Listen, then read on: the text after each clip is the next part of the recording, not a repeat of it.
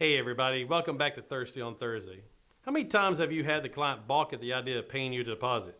How many times do you get to the end of a job and you only wish you had gotten that deposit at first? Today we're going to talk about collecting deposits. We have many clients that are adamant about collecting a 60% deposit on every job they sell. Since those jobs are usually around $26,000, that could be an enormous amount of money to most people.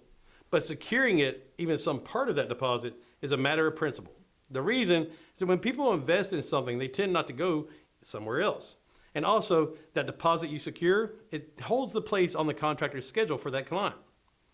When it comes to deposits, I will tell you, know what you can legally ask for. There's actually some states that regulate the amount of money or the percentage of the job that a contractor may request as a deposit.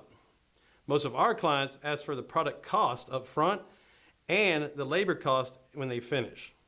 Some even ask for a percentage up front and then more divided out percentages throughout the entire job. So be consistent and build a deposit into your sales model. Asking for a deposit check may cause some stress. Understand why it's necessary. I used to tell homeowners that this is what our policy is, and we can't put you on the schedule without a deposit. If the homeowner does not want to pay a deposit, that could be a red flag for the relationship of payments. It is a trust issue. Take them to a recent job and let them see your work in person at the job site that you did recently. Discuss the deposit as part of the overall payment plan. It's much easier to ask for a deposit in the context of the overall project payment plan. That makes sense to homeowners. Prepare to stand firm. However, more you ask for, be sure you can explain why you need that amount. Awards, testimonials, they also help calm the client when asking for the deposit. Anything that makes you reputable in the business builds trust. Be creative. Commercial building managers budget for maintenance and repairs. Homeowners don't. So not everyone who needs a new roof or gutters or basement waterproofing can write a check, let alone reach for their wallet. Often that deposit may be more than they thought it was going to be.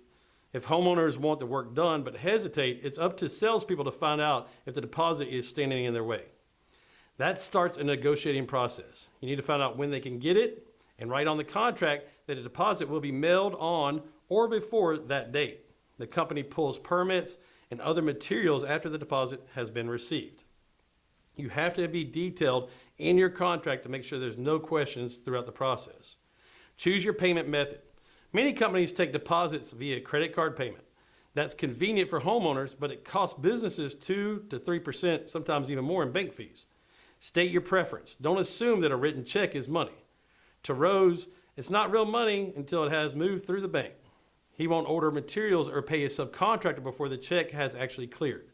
Clients have asked if they can post-date the deposit check or write two at different times in the week. That's an honest, upfront conversation.